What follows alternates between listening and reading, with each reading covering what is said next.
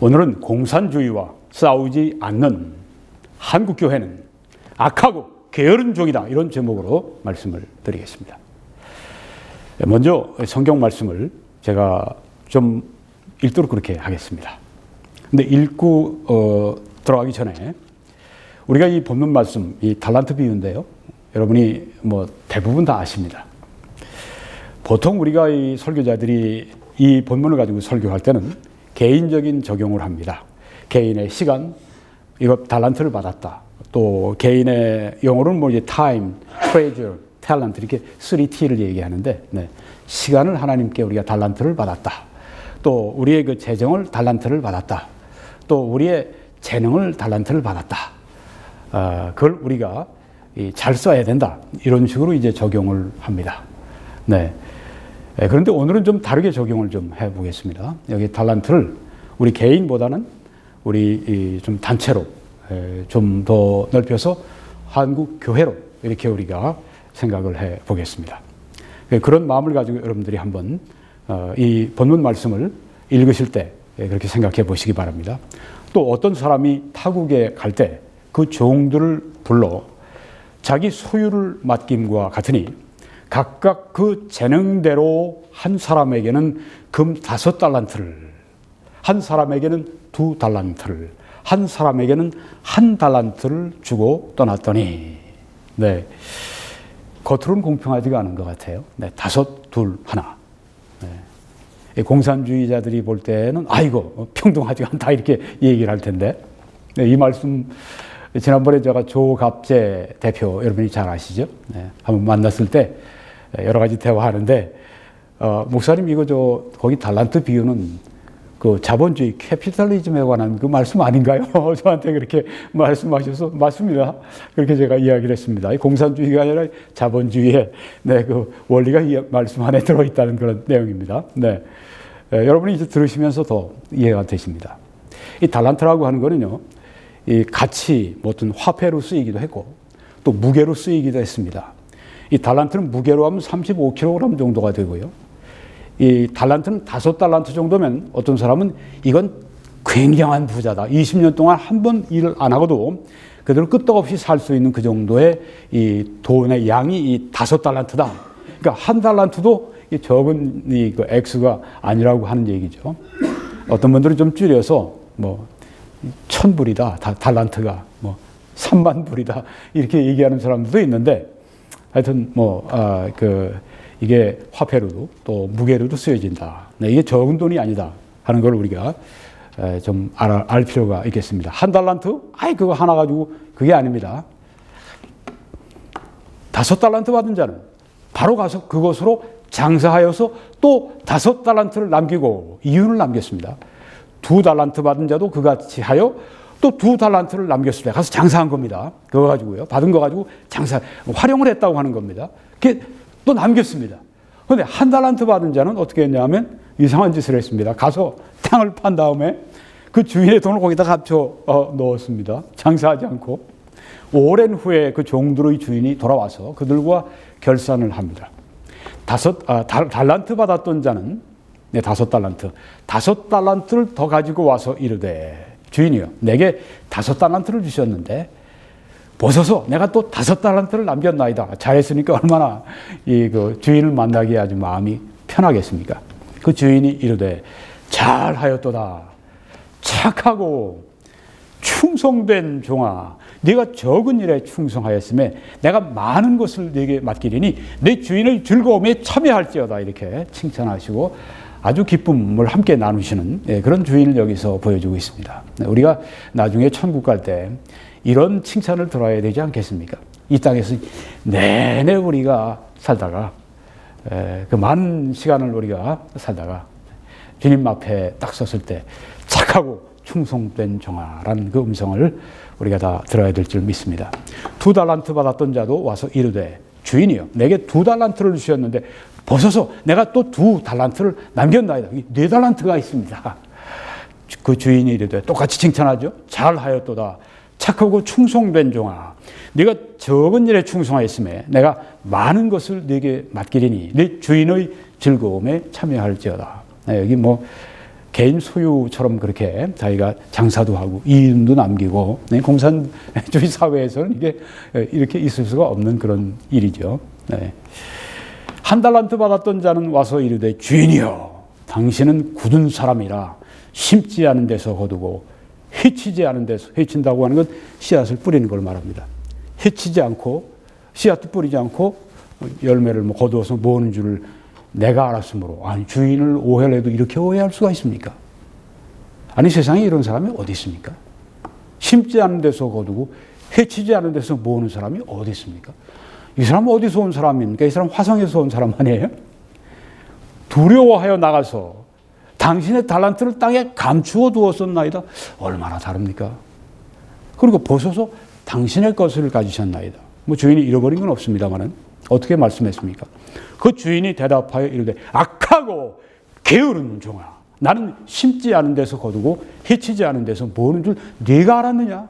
하나님을 여긴 주인 우리 그리스도 본 하나님이신데 영적으로 보면 하나님을 모르는 거예요.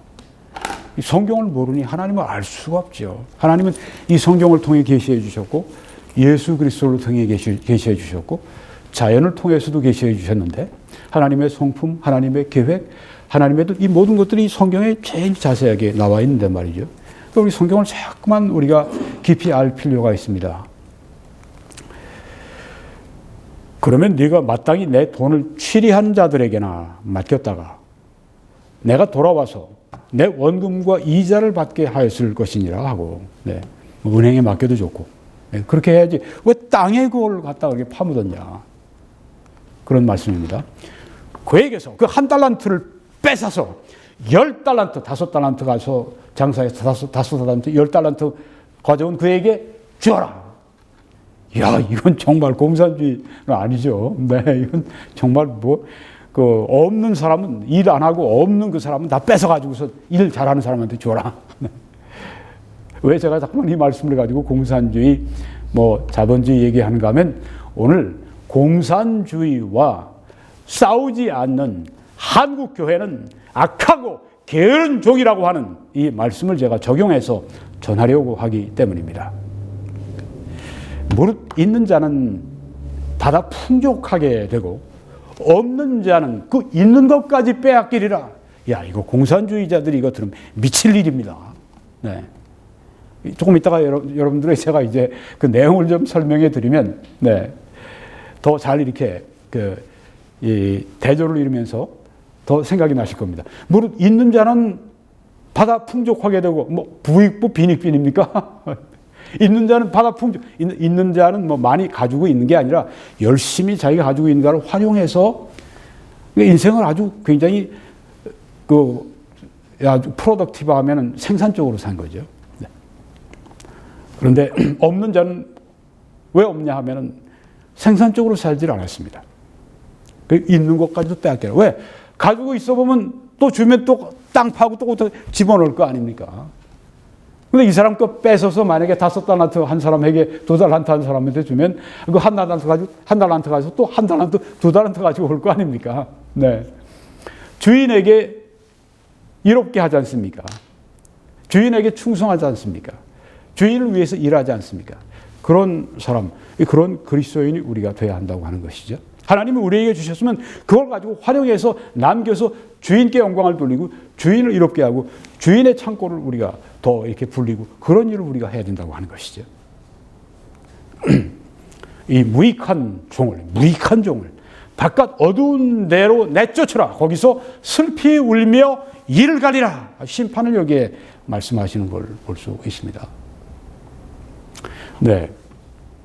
자, 이게 지금 우리 개인적인 적용을 하지 않고 우리가 한국 사회, 한국 교회에 우리가 적용을 좀 해보려고 합니다. 하나님께서 우리 한국의 사회, 한국의 교회에 주신 달란트가 참 많습니다. 우리가 일제치하에서 진짜 다 뺏기고 나중엔 숟가락까지, 자식까지, 이름까지 다 개명당하고 이런 수모, 이런 수탈당하고 착취당하는 그런 시대가 있었지만은 그리고 6.25의 이 폐허. 근데 여러분 지금 보시는 이 사진이 우리 서울, 지금 여의도가 저 왼쪽으로 보이고 그 뒤가 지금 관악산입니다. 얼마나 멋있습니까? 서울이 얼마나 이렇게 달라졌습니까? 거지 소굴 같은 그 강가에 가서 그냥 빨래하고 그냥 빨래 널고 그러던 거기가 아니지 않습니까? 네. 완전히 아주 정말 이 10대 강국, 그리고 자유지수도 20위권에 들고, 네. 뭐 이번에 그 스포츠도 강국이고, 네. 이런 그 나라가 지금 되었습니다. 이 일을 할 때 물론 하나님께서 큰 은혜를 주셨지만 또 사용하신 사람들, 빌더 제너레이션이라고 하죠. 지금 한 60대, 70대, 80대 특별히, 네. 이분들이 정말 아주 이 네이션 빌딩, 이 나라를 세운 분들입니다. 바로 저런 번영 뒤에 이분들의 땀, 눈물, 뼈가 녹아 들어가 있는 것입니다. 젊은 세대가 이걸 몰라요. 그리고 노인 아주 혐오하는 그런 이 사회 분위기로 바뀐다고 합니다. 젊은이들이 그렇게 심으면 나중에 거두게 되죠. 그렇게 살아서는 절대 안 됩니다. 고마움을 알고 감사할 줄 알고 그래야 되는 거죠. 하나님이 우리 한국 사회와 교회에 주신 이 선물을 저는 네 가지로 좀 이렇게 정의하겠습니다. 자유민주주의, 시장경제, 법치주의, 반공주의입니다. 이 네 가지 탤런트, 전에는 우리가 없었습니다. 조선시대에도 없었고 일제시대에도 없었고 특별히 공산주의 북쪽에는 없습니다. 소중한 이 자유를 누릴 수 있는 자유민주주의, 그리고 또 한국을 번영으로 이끌어온 이 시장경제, 그리고 이런 모든 것들을 가능하게 해주는 이 법치주의, 사람들이 공정하게 살 수 있도록, 또 이 공산주의의 학정, 또 공산주의에 의해서 진짜 아주 몽땅 다 아주 거지되는 그런 나라가 아닌 될 수 있도록 반공주의, 이 네 가지는 하나도 뺄 게 없습니다. 이렇게 우리가 70년 거의 대한민국을 수립한 후에, 지금 그 대한민국이 아니라 대한민국 정부 수립했다고 좌파들이 그렇게 해서 이제 그 예전에 상해 임시정부, 땅도 없고 국민도 없고 주권도 없고 그게 무슨 뭐 씨앗이었지, 그게 어떻게 나라가 국가가 될 수가 있습니까? 국가의 수립에 그때 처음이 될 수 있습니까? 말도 안 되는 얘기를 좀 하고 있어요. 그렇게 하는 건 이제 북한과 남북연합제를 하려고 하는 거죠. 자, 지금 70년 동안 얼마나 놀랍게 눈부시게 성장을 했습니까? 한국 교회만 봐도요. 1000만이 넘는 그런 이 교세가 되고, 또 세계 전역에 선교사들을 보내고, 그런 일들을 지금 하고 있습니다. 70년 동안 하나님께서 이런 놀라운 탤런트 선물을 우리들에게 주셨습니다. 그런데 이것은 그냥 가지고만 있어서 되는 것이 아니라 갈고 닦아야 되고, 또 보존해야 되고, 보호해야 되고, 필요하다면 자유는 공짜로 주어지는 것이 아니고 자유는 피를 흘려서 얻는 것이니까 피를 흘려서 지키려고 하는 각오도 우리가 가지고 있어야 합니다. 번영은 그냥 오지 않습니다. 피의 대가이고 땀의 눈물의 대가입니다. 그런데 지금 우리나라는 역사상으로 가장 위험한 시기를 좀 통과하고 있습니다. 여러 가지가 있습니다. 그 중에서 이 반미, 친북, 친중 하는 이 주사파, 이 빨갱이, 이 남한 정권, 조종 속에 지금 들어가 있어요. 두뇌 속에 들어가 있습니다. 얼마나 위험한지 모릅니다. 누군가 그런 동영상을 올린 것 같았습니다. 조갑재 대표인지요. 네. 북한의 김정은보다 더 무서운 게 지금 운전석에 들어가 있는 이 주사파, 이 사람들이다. 이렇게 지적을 했는데 정말 그렇습니다. 이런 때가 없었습니다. 그래서 아주 이 정권이 그냥 가만히 있는 것이 아니고 북한과 계속 이렇게 뒷거래를 합니다. 이동복 씨라고 아주 이 북한을 상대로 하는 제일 뛰어난 분이 80세가 되셨는데, 네. 저하고 생각이 아주 잘 통하더라고요. 그분 이 말씀하시는 걸 들으니까. 네. 근데 그분이 하는 얘기는 지금 김정은이와 여기 문재인 이 두 사람 그리고 이 양쪽에 북한의 빨갱이 정부와 남한의 이 주사파 정부가 서로를 이용해 먹고 있다 이렇게 이야기를 합니다. 사실이죠. 이건 참 큰일입니다. 이건 정말 반역죄인데 배신의 계절, 반역의 시대 이때를 우리가 지금 살아가고 있습니다. 이 지도력이 아니 이 운전대를 제가 전에 한번 그 토암산을 올라간 적이 있어요. 경주에 갔다가 그리고 거기 속구람 거기를 이제 관광차 이제 간 거죠. 아휴 내려오는데 운전수가 뿔이 났는지 꼬불꼬불 내려오는 길을 얼마나 과격하게 빨리 내려오는지 아주 그냥 간이 콩알만해졌습니다. 네, 탔던 사람들이 뭐 다들 그냥 숨을 못 쉬어요. 그냥 아주 얼굴이 새까매지고 그냥 네 내렸을 때는 운전수한테 항의를 못 하더라고요. 너무 아주 그냥 공포에 절어가지고 이게 지금 우리 상황을 정말 잘 설명하고 있는데요. 네. 그래서 이 문재인 같은 사람은 뭐 지금이 뭐 제일 위중하다? 위중하긴 뭐가 위중해?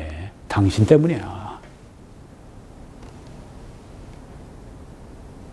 이 주사파 빨갱이 정권 때문에 지금 우리 대한민국이 제일 위험한 그런 시기를 좀 지나가고 있습니다.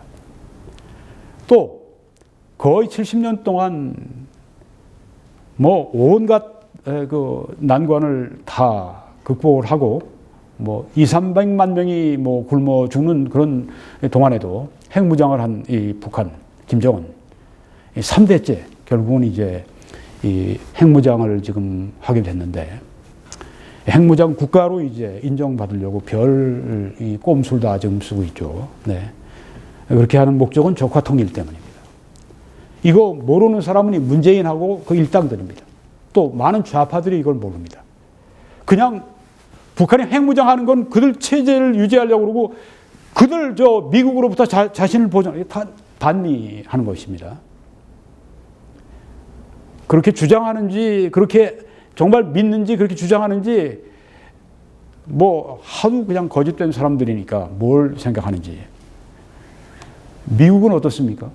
정보 수장부터 댄 코치 같은 아주 전체 미국의 몇 개의 이 정보국들 CIA나 뭐 FBI나 다 이렇게 그 하나로 묶는 DNI가 있지 않습니까? 거기에 수장입니다. 그러니까 아주 그냥 이런 모든 그 정보기관의 그 중에 수장 중에 수장입니다.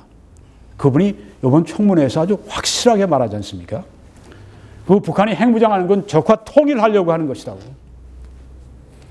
이 존 볼튼 같은 분도 역시 적화 통일하는 것이라고. 이번에 그 태평양 사령관 해리 해리스도 적화 통일하려는 것이라고. 미국이 한 목소리를 좀 얘기하는데 이것에 대해서 부정하는 사람들은 이 한국의 이 종북주의자들 뿐입니다.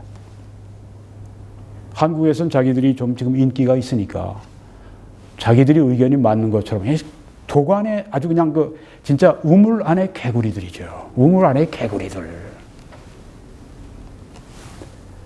그러니 세계에 나가서 뭘 하겠습니까? 나라를 우물 안 속으로 집어넣을 수밖에 없죠. 또 옆에 공산 정권 수립을 우리 남한 땅에도 획책을 하는 그런 중공이 있습니다. 이 Red China. 옛날엔 중공이라고 그랬습니다. 그런데 이제 중국이라고 하는데 본질은 변하지 않았습니다. 중공이 맞습니다. Red China. 그렇죠? 거의 공산당 정권이니까. 이게 점점 몸집이 불어요. 점점 영향력이 커집니다. 이 북한, 중공, 게다가 이 남한의 주사파 정권, 그리고 이 종북주의자들, 이거 함께 막 이렇게 놀아나니까 말이죠. 얼마나 지금 힘든지 모릅니다. 한국의 보수가 얼마나 지금 아주 열세인지 모릅니다. 정말 이 미국의 보수우파, 트럼프 행정부가 마음 먹고 우리를 도와주셔야 돼요. 또 이런 어려움을 우리가 얘기해야 됩니다. 미국 사람들이 볼 때 한국 사람들 보수우파 왜 저렇게 약해? 정말 저렇게 약해서 우리가 도울 수 있나? 이런 생각 못 가지도록 당신들도 우리 처지가 좀 돼봐. 이렇게 중국에다가 게다가 이 북한에다가 안에 있는 종북주의자들까지 핵무장까지 하고 이런 가운데 있는데 게다가 또 이 아주 한국 사회 전체가 지금 거의 다 좌파로 이렇게 편향이 되어 있지 않습니까? 언론이 하는 짓들을 보십시오. 그들이 발표하는 내용들을 보세요. 제가 요새 조금 정책을 좀 새로 세웠습니다. 한국의 이 쓰레기 같은 언론들이 그 정보들을 내고 분석하고 이런 모든 것들을 볼 때 정말 한탄하지 않을 수가 없습니다. 그래서 제가 아주 직접 미국의 정보들을 뽑아가지고 그걸 우리 한국 국민들에게 소개하는 그 일을 해야 되겠다. 그래서 요새 인터뷰라든가 뭐 이런 거 미국 상원 들어가서 거기에 이 자료들을 끄집어내고 그런 일들을 제가 요새 좀 더 많이 하게 되었습니다. 한국 사회 전반이 이렇게 좌쪽으로 망할 길로 지금 가고 있습니다. 그리고 한국교회, 이 국가적인 위기인데도 남의 일 보듯이 그냥 방관합니다. 침묵합니다. 이게 아주 현명한 것처럼 생각을 해요. 공산주의자들과 싸우려고 하지 않습니다. 네, 뭐 박근혜 대통령 탄핵하는 건 뭐 보수 안에서도 뭐 이런 사람 저런 사람이 있다고 합시다. 그래서 그것 때문에 한국교회가 나서지 않았다고 하는 거 뭐 그냥 이해해 준다고 합시다. 그런데 왜 좌파 정책을 추구해 나가고 있는 그 정부에 대해서 말을 못 합니까? 이번에도 국가조찬 기도회 때 이제 설교하는 이 설교자를 보거나 이렇게 보니까요.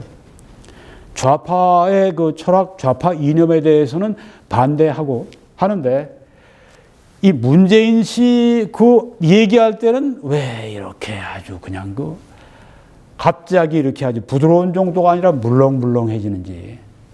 문재인 같은 사람, 이런 거 친북 좌파, 종북 좌파, 이런 사람들을 그렇게 물르게 이렇게 하면은 그 사람들이, 들어줄게, 이렇게 할 사람들입니까? 절대 그렇지 않습니다.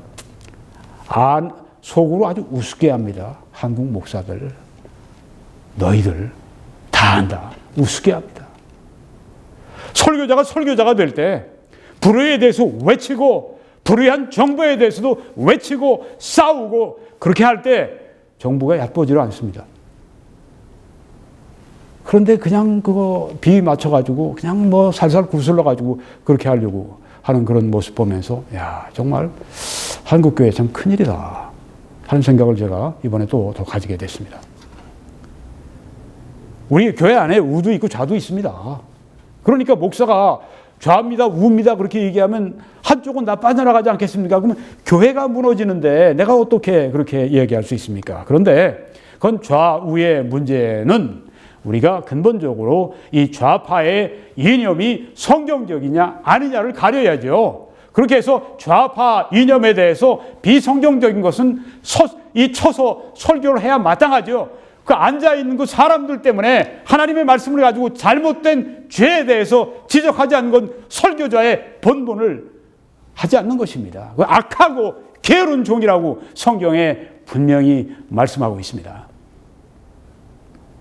자, 그런데 뭐 공산주의는 왜 거기에 대해 싸우지 않습니까? 방관해요. 여러분, 왜 한국교회가 공산주의와 피를 흘리면서 싸워야 하는가? 첫 번째 이유는 이것입니다. 생존해야 지상명령을 성취할 수 있습니다. 어떤 분들은 이렇게 얘기합니다. 김 목사, 그거 다 좋은 얘기인데 우리 성경에 보니까 예수님께서 마태복음 28장 19절 20절에 너희는 가서 모든 족속으로 제자를 삼으라고 말씀하셨고 그들에게 세례나 혹은 침례를 베풀어주고 그 다음에 모든 것을 가르쳐 지키게 하라고 말씀했어요. 김 목사, 그러니까 성경에 있는 그 말씀, 그것만 성경에 정치에 관한 말씀이 없습니까? 있죠. 정치인들 위해 기도하라고 하는 말씀도 있고 또 사회의 빛과 소금이 되라고 하신 말씀도 있습니다.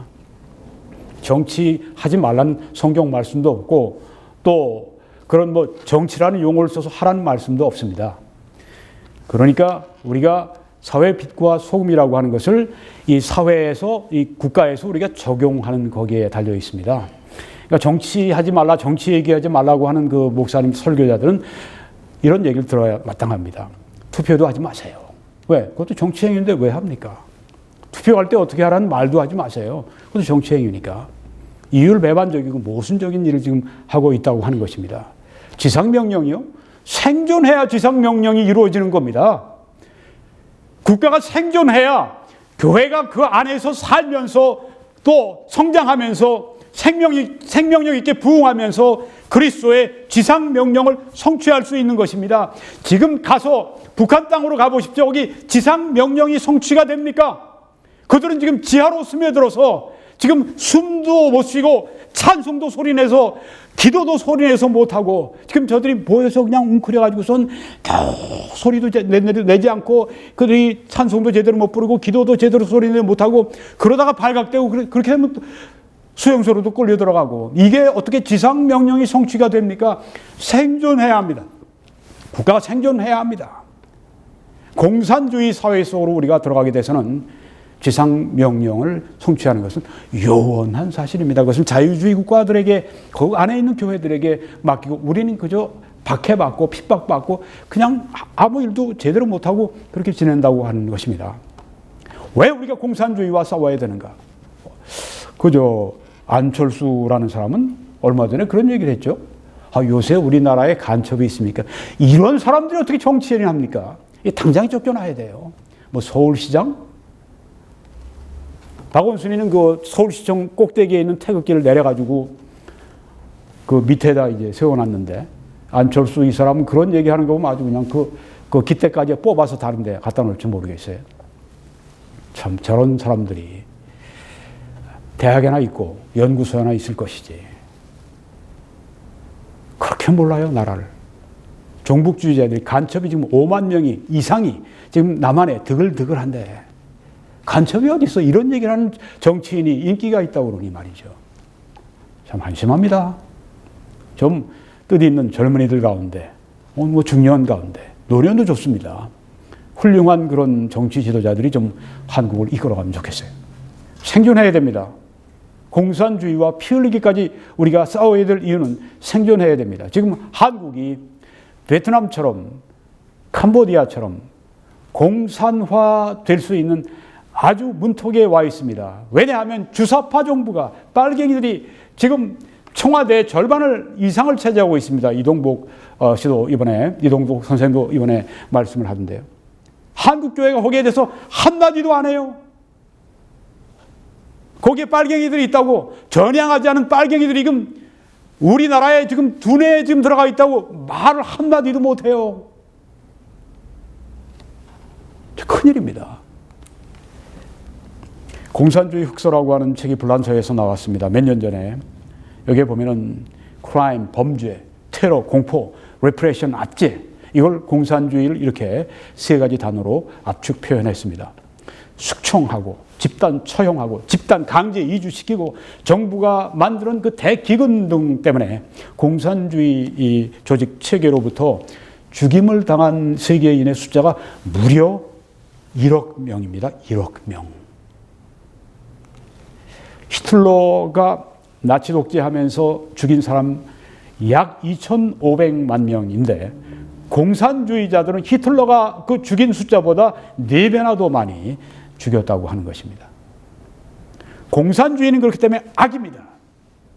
이렇게 많은 사람을 처형하고 이렇게 많은 사람을 무고한 사람들을 죽이고 많은 가정을 파괴하고 많은 인생을 깨뜨리는 이 공산주의는 악입니다. 공산주의는 가장 무서운 악입니다. 그렇기 때문에 설교자들이 공산주의와 싸워야 하는 것입니다. 설교자들은 악과 피 흘리기까지 죄와 싸우는 그런 사람들이 아닙니까?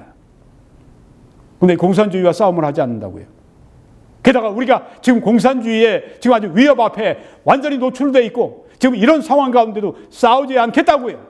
악하고 게으른 종아 한국교회를 향해서 주께서 말씀하시는 것입니다. 북한이 공산화될 때 1945년입니다. 김일성이 들어오고 공산화 되자마자 북한의 교회가 아주 그냥 초토화가 되고 쑥대밭이 되어버립니다. 강천호 목사는 탈북민 가운데 제1호 목사인데요. 이렇게 썼습니다. 공산주의가 다 그렇지만 김일성도 8.15 해방과 함께 북한 정권을 수립하면서 제일 먼저 한 게 뭐냐면 기독교 탄압하는 일부터 했다고 하는 겁니다. 한국이 지금 공산화에 들어가게 된다고 할 것 같으면 제일 먼저 박해받고 제일 먼저 죽을 사람들이 설교자들, 목사들입니다. 교회입니다. 장대현 교회 유명한 교회죠. 남산의 감리교회, 미국, 이거 남산은 평양의 남산의 감리교회, 미국 선교사가 초창기에 세운 교회들, 즉 평양에 있는 교회들이 북한 정권이 수립되면서 다 없어졌습니다. 공산주의 정권이 들어서면서 교회는 없어집니다. 그렇기 때문에 우리 공산주의와 피 흘리기까지 싸워야 하는 겁니다. 아직까지 시간이 있을 때. 그리고 예수 믿는 사람들을 다 잡아 처형하고요. 그 이유가 김일성을 신격화해야 하는데 기독교인들은 하나님만 믿고 사람을 우상으로 숭배하지 않는다는 것을 공산주의자들이 너무나 잘 알기 때문에 기독교인들을 그대로 두고는 소위 북한에서 우상화, 김일성 그 신격화, 우상화가 안 된다는 것을 알았기 때문이라고 보는 겁니다. 주체 사상, 이건 바로 김일성 사상, 김일성주의, 이건 김일성 교이고 이건 이단입니다. 그래서 어떤 미국의 웹사이트에는 이 주체교 해가지고 종교의 하나로 분리해서 이게 아주 그 큰 종교, 거의 1900만, 2000만 되는 신자를 보유한 종교로 그렇게 분류를 합니다. 석기현 목사는 이렇게 또 말합니다. 북한은 원래 평양 신학교를 중심으로 해서 유명했죠. 일제 때부터 해방 직후에 이르기까지 우리나라의 기독교 부흥이 크게 일어났던 곳이다. 네. 아주 거기가 동양의 예루살렘. 해방 이후 소련은 북한을 공산화하는데 가장 큰 장애물이 바로 기독교인인 것을 알았다. 아주 그냥 이 공산주의자들과 기독교 교회는 아주 그냥 불구대천의 원수입니다. 누가 둘 중에 하나 이기느냐. 아주 그냥 생살건 그런 투쟁입니다. 공산권 정권이 들어오면 교회는 다 죽어요. 당시 북한의 5개 노회들이 연합하여 소련 군정과 김일성의 인민위원회의 북한공산당 운동에 대하여 5개 항목의 성명서를 발표하자 항의한 겁니다. 이에 대항하여 강양욱 목사, 이 김일성이를 어렸을 때 주일학교를 가르쳤던 사람이라고 그래요. 이 강양욱 목사, 친척이라고 그러는데 강양욱 목사를 앞세운 조선기독교연맹을 1946년 11월 28일에 결성하여 교회와 목사들로 하여금 북한의 공산화에 적극 협력할 것을 촉구했다. 결국 북한의 교회들은 여기에 야합하여 북한 공산화에 일조하든지 아니면 신앙 양심을 지키고 순교를 택하든지 기로에 서게 된다. 오늘날 우리 한국도 지금 이렇지 않습니까? 좌파 권력에 기생해서 살려고 하는 사람. 이동국 선생이 말하는 걸 제가 들었는데요. 동영상 지금 떠 있습니다.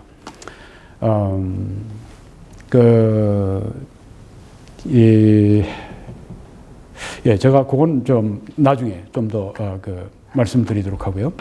실제로 김일성의 공산정권은 자기에게 반대하는 많은 목사와 장로들을 6.25 사변 직전에 처형하기 시작했고 핍박이 심화되는 가운데 북한교회 성도들의 일부는 남한으로 왔고 혹은 당시만 해도 어느 정도 신앙 자유가 있던 만주로 피신을 했었다. 이게 바로 공산정권이 들어왔을 때 이 북한의 그 강력하던 기독교 교회가 아주 그냥 삽시간에 망하는 그런 광경을 여기에 보여주고 있습니다. 그래서 대한민국이 공산화의 위기에 놓여 있다고 할 것 같으면 목사들이 발벗고 나서서 피를 흘리면서 싸워야 하는 때가 바로 이런 때입니다. 한국교회가 공산주의와 싸워야 될 이유 두 번째입니다. 그건 이념적인 것 때문입니다. 공산주의는 적그리스도적인 비성경적인 반성경적인 이념을 가지고 있습니다. 여기 예수 그리스도와 오른쪽에 마르크스의 차이에 대해서 좀 말씀드리려고 합니다. 기독교와 공산주의의 차이입니다. 칼 마르크스라고 하는 사람은 왼쪽에 사진에 나와 있습니다. 독일의 철학자고 경제학자고 정치 이론가고 혁명적인 사회주의자입니다. 1818년에서 1883년까지 살았는데요. 이 사람이 창안해낸 그 마르크스주의, 이거는 계급 투쟁입니다. 계급끼리 투쟁한다. 이 사회는 계급끼리 투쟁을 한다.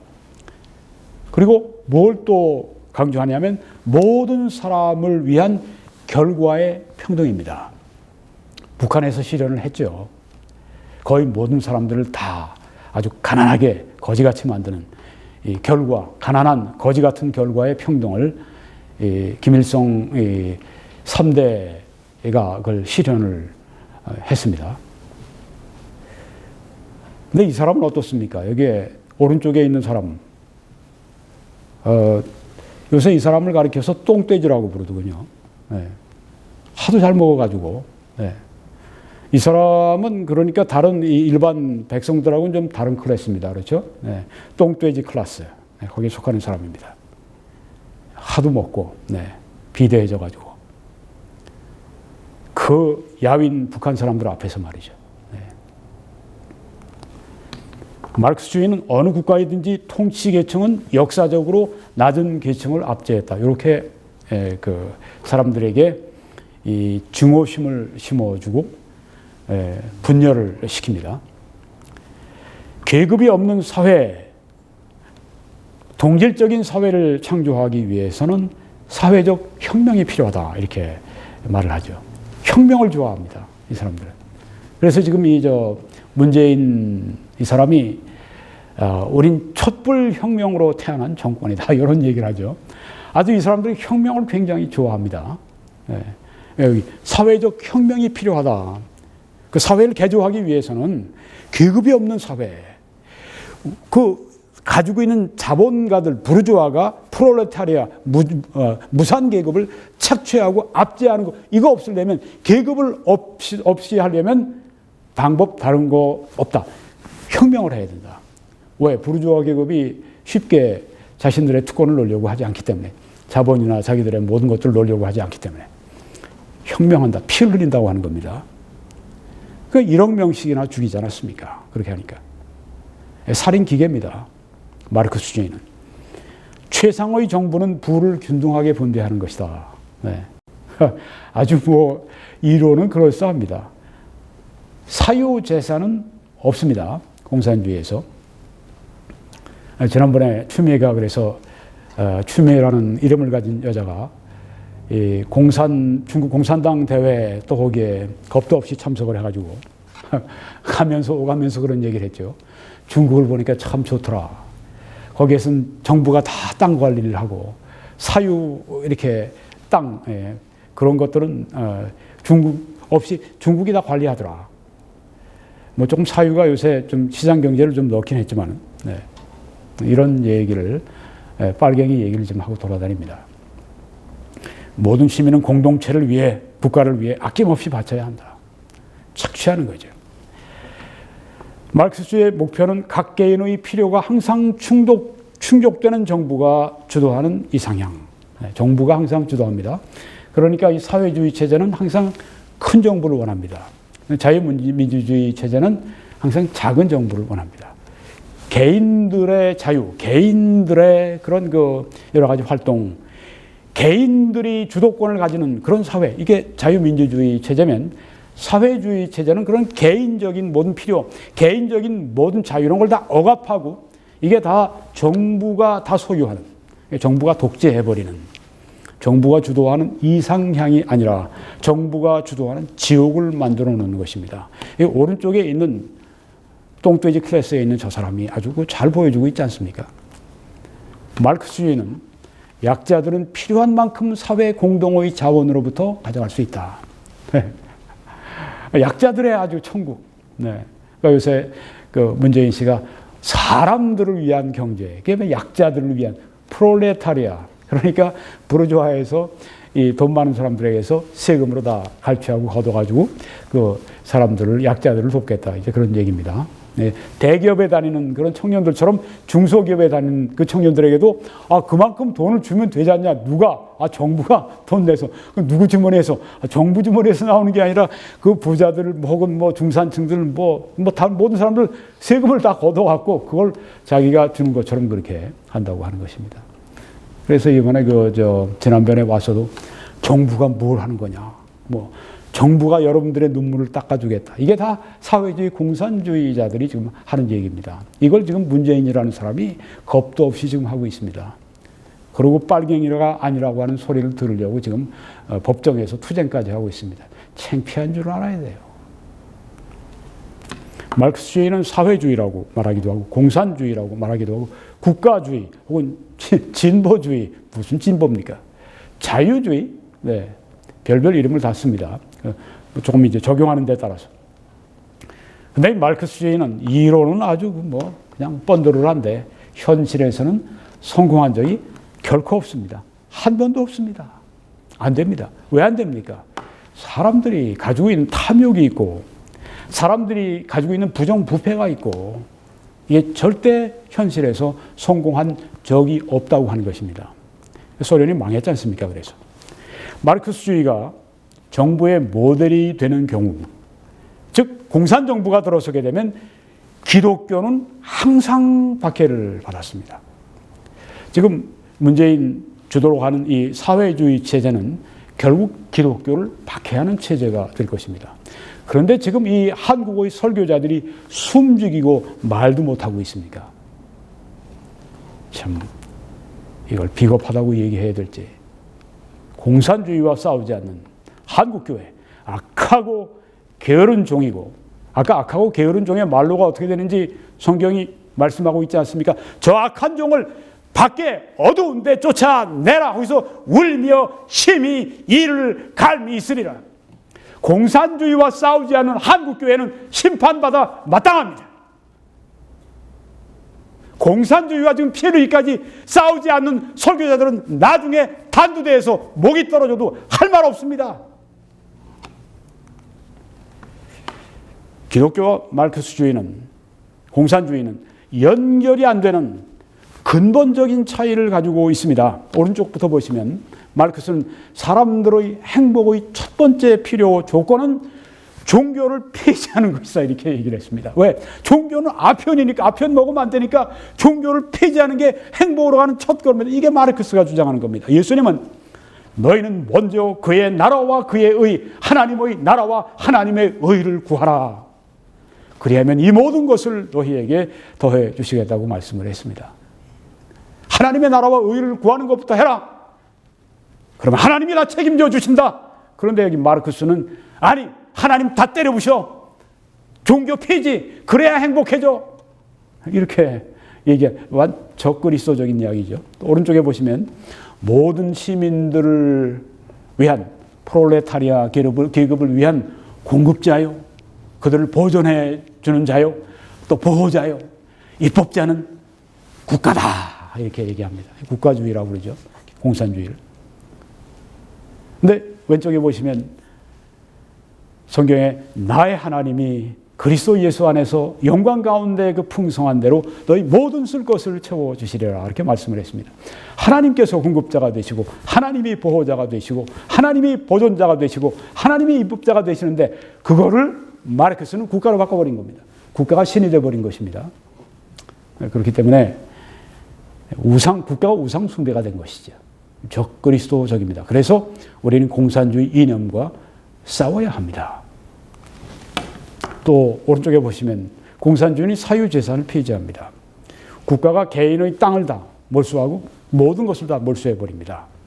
사유재산이 없어요. 공산주의에. 마르크스는 그렇게 해야 우리 전체가 발전하고 살아간다. 그렇게 이야기를 한 겁니다. 실제로는 그런 일이 이루어진 적도 없고 얼마나 많은 사람들이 1억 명씩이나 처형되고 죽고 많은 사람들이 또 이 거지같이 살게 되고 북한 같은 데서 지금 중국이 좀 산다고 그러지만은 저게 공산주의 이대로 했으면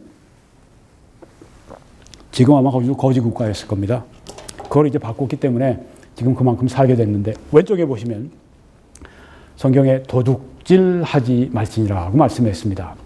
도둑질하지 말라고 하는 것은 사유재산을 있다고 하는 것을 인정하는 것이거든요. 그 사유재산을 존중해라. 도둑질하지 말라. 성경은 사유재산을 인정합니다. 근데 마르크스는 그걸 인정하지 반기독교적인 개념인 것이죠. 또 오른쪽에 보시면 마르크스는 부를 재분배해야 되는데 강요된 부의 재분배. 이게 김대중, 노무현, 이 문재인 그 정부에서 계속 나오는 거 아닙니까? 어떻게든지 돈을 그냥 이모저모로 그 부자들한테 갈취해가지고 그걸 가지고 또 이제 나눠준다고 또 그렇게 합니다. 그렇게 해서 그 돈 풀어놓고 그 사람들로 표를 받아서 또 정권을 유지합니다. 자, 이렇게 강요된 부를 재분배하면 어떤 일이 생기느냐? 개인의 책임감 성경적인 노동관이 파괴가 됩니다. 이렇게 되면 사람들이 일을 안 합니다. 일에 인센티브가 없는 겁니다. 책임감도 없고, 왼쪽에 보시면 성경에는 누구든지 일하기 싫어하거든 먹지도 말게 하라고 그렇게 말씀하지 않았습니까? 일해야 된다고 하는 것이죠. 책임감을 가지고 일을 해야 된다. 그래서 스스로가 자기 먹을 것을 벌어야 된다. 이게 성경의 그 사상이라고 하는 것입니다. 아까 달란트 비유도 그렇죠. 그거 가지고 묻어놓지 말고 장사해라. 이윤을 남겨라. 그거 잘하는 것이다. 착하고 충성된 종이다. 근데 여기에 지금 어떻습니까? 그냥 놔두고 그냥 국가로부터 타오려고 하고 악하고 게으른 종아, 성경에 이렇게 말씀합니다. 완전히 반기독교적이고 적그리스도적인 개념이 이 공산주의 개념, 이념이라고 하는 것입니다. 공산주의는 궁극적으로 물질적입니다. 그런데 기독교는 궁극적으로 영적입니다. 여기에 지금 밑에 마르크스 밑에 프리드리 엥겔이 있는데, 이 사람이 마르크스를 칭찬하면서 그 무덤 앞에서 이렇게 얘기를 했다고 합니다. 마르크스는 이런 생각을, 통찰력을 가졌다. 사람들은 정치, 과학, 예술, 종교 등을 추구하기 전에 먼저 먹고 마시고 거처와 집을 가져야 한다. 바로 이것을 마르크스는 알고 있었다 하면서 칭찬을 했어요. 그 친구인 엥겔스가. 그런데 왼쪽에 예수님이 하신 말씀 보십시오. 공중의 새를 보라. 심지도 않고 거두지도 않고 창고에 모아들이지도 아니하되 너희 하늘 아버지께서 기르시나니 너희는 이것들보다 귀하지 아니하냐.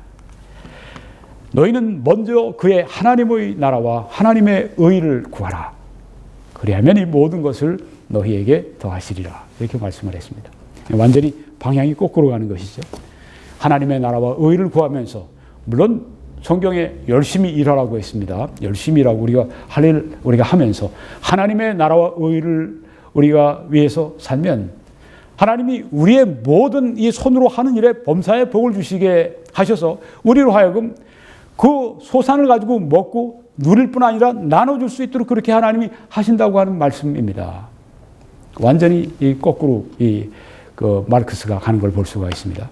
마르크스가 하는 말은 땅에 속한 사람이 만든 헛된 유토피아, 이상향을 말하는 것이고, 기독교에서 말하는 것은 하늘에 속한 이상향, 그리스도가 만드시는 이상향, 참되고 완전한 이상향을 말씀하고 있습니다. 이거 완전히 서로 아주 그 정반대인 것을 볼 수가 있습니다.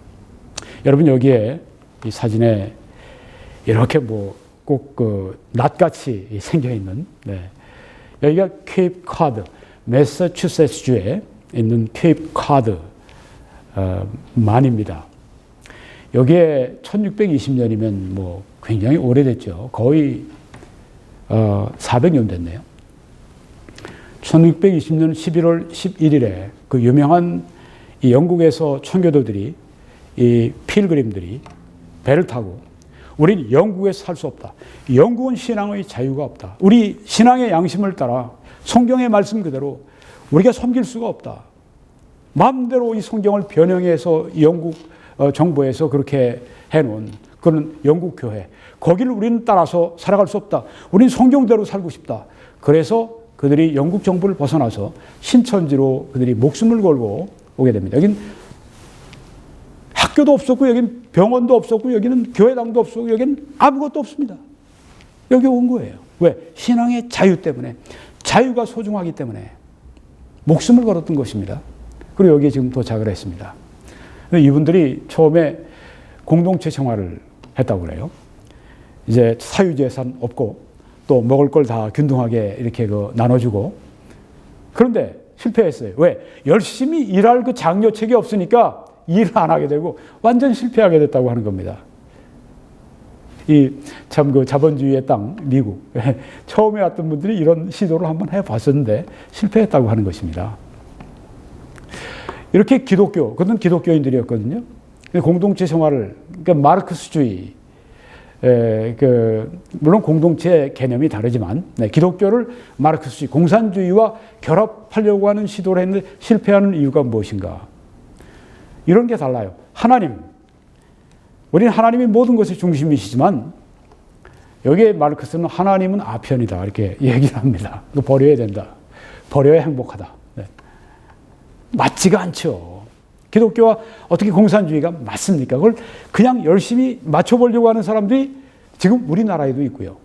남미에서 그렇게 해서 아주 남미가 그냥 아주 박살이 나지 않았습니까? 기독교도 박살났고 사회도 박살나고 아주 그냥 베네수엘라 같은데 그런 데는 아주 쓰레기 더미를 뒤져가면서 사람들이 먹을 게 없으니까 그 배를 골고 하루에 뭐 한 끼 뭐 그렇게 먹으면서 살고, 좀 전에 차베스라고 하는 그 사회주의 공산주의 체제로 가려고 했던 그 베네수엘라가 석유가 굉장히 많습니다. 석유 부국입니다.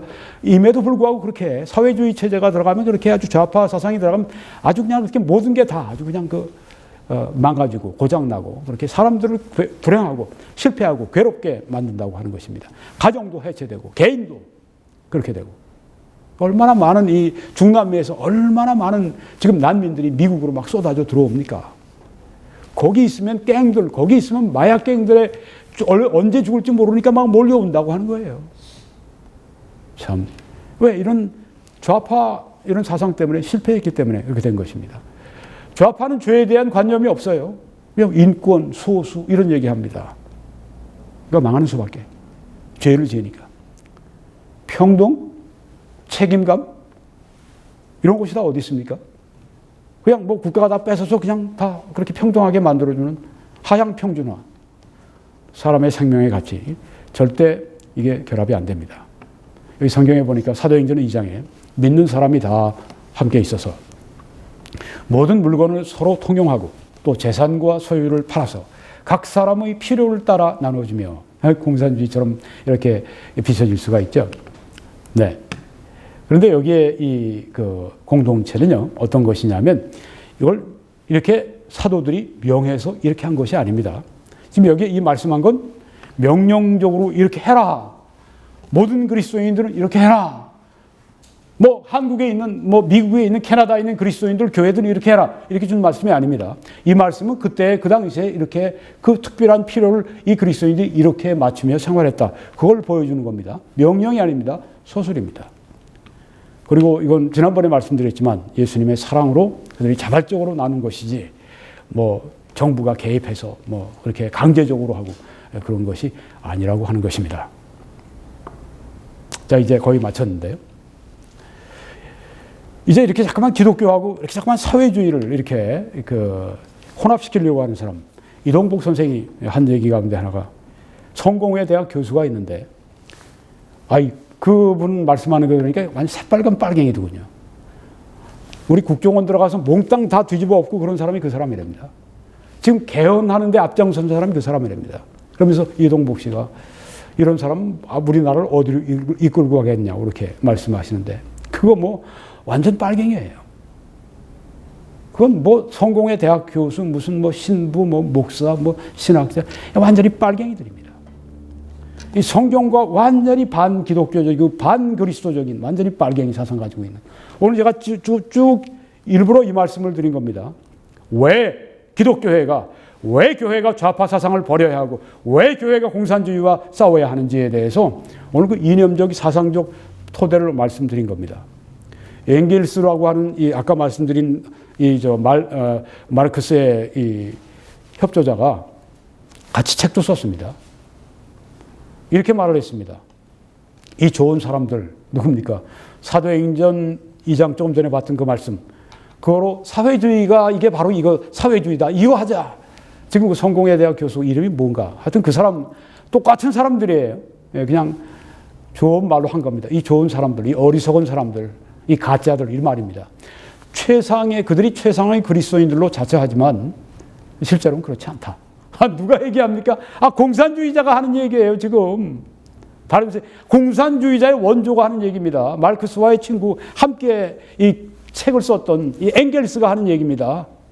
이 좋은 사람들, 기독교 성경과 공산주의를 합해서 뭔가 그렇게 만들어 보겠다고 하는 이 사람들은 자기들이 최상의 그리스도인들이라고 하지만 실제로 그렇지 않다. 만약 그들이 최상의 그리스도인들이라면 성경을 더 잘 알았을 것이고, 만약 어떤 성경 구절들이 공산주의에 호의적이라면, 잘 들으십시오. 어떤 성경 구절들이 공산주의에 호의적이라면 성경의 교리의 일반적인 정신은 전적으로 공산주의와 상반된다고 하는 것을 발견했을 것이다. 공산주의자가 한 말입니다. 성경 말씀과 공산주의와는 전적으로, 일반적인 정신, 전적으로 상반된다. 성경과 기독교와 공산주의는 물과 기름입니다. 함께 갈 수가 없습니다.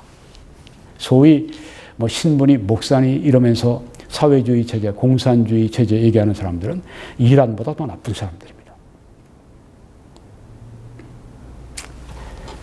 네, 히틀러의 설교자 같은 자들, 그런 사람들은 이 국가의 암세포들입니다.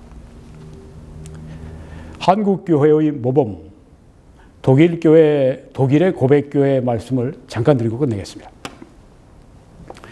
나치가 이제 권력을 잡고 난 다음에, 히틀러가 1933년에 권력을 잡고 난 다음에 왼쪽에 독일 크리스천이라고 하는 개신교 안에 그룹이 생겨났습니다. 이건 나치를 따르는 무리들입니다. 거기에 루드비히 뮬러라고 하는 사람이 대표자입니다.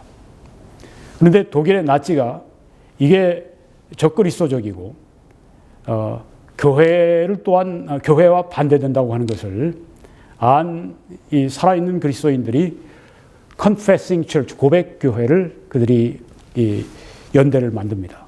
거기에 두 지도자가 있습니다. 마르틴 니멀러 중간에, 오른쪽에 본 회퍼입니다. 전에는 루터교이기 때문에 독일에서는 캐톨릭이 아니면 루터교인데 전 국민이 그렇다고 합니다. 그런데 교회에 이제 국가에서 이렇게 목회자들에게 돈을 주었는데 이렇게 나치가 집권하고 난 다음엔 이 고백교회 이 사람들에게는 돈을 안 줍니다. 그러니까 고백교회 자체 안에서 그 목회자들을 자기들이 이제 돌보는 그런 일을 하기 시작했습니다. 그리고 사람들이 입에서 입으로 그렇게 비밀스럽게 자기들의 정보를 이렇게 교환하고 하면서 나치와 아주 전격적으로 그렇게 저항을 하고 싸움을 했습니다. 마틴 니몰로는 12년 동안을 강제 수용소에서 나치가 항복할 때까지 살아야만 했고 아주 비참하게 살았죠. 오른쪽에 본 회퍼는 2년 동안 그 감옥에 살다가 이제 2차 세계대전이 독일이 항복하기 직전에 독일 나치가 처형을 해서 이 감옥에서 순교를 했습니다. 이 독일 개신교가 그때 장렬하게 저항 운동을 벌였습니다. 지금 한국교회가 그 일을 해야 할 때입니다. 공산주의자와 싸우지 않는 한국교회는 그 어떤 변명도 없습니다. 할 것이 없습니다. 싸우지 않는 한국교회, 이건 아주 악하고 게으른 종입니다. 심판을 받아 마땅합니다. 이제는 일어나서 하나님 말씀을 가지고 싸움을 해야 할 그런 시점입니다. 여러분, 이 메시지를 저와 함께 전해 주십시오. 기도해 주시고 주위에 전파해 주시고 재정적인 후원으로 함께 이 말씀을 전해 주십시오. 댓글 성원을 감사합니다. 여기에 있는 이 정보들 활용해서 저희들 후원해 주십시오. 그리고 이 웹사이트에 들어오셔서 업데이트된 동영상들을 여러분들이 시청하시길 바랍니다. 저는 밴쿠버 필그림 교회에서 서리에 위치해 있습니다. 매주일 오후 2시에 설교합니다. 예배를 마치면 애국 보수 시민 시국 좌담회가 곧 열리게 됩니다. 아주 좋은 시간입니다. 여러분들 이 시간에 참여하시도록 초청을 합니다. 하나님께서 여러분들과 또 우리 해외의 그리고 국내의 한인 동포들에게 크게 축복하시길 간절히 축원합니다.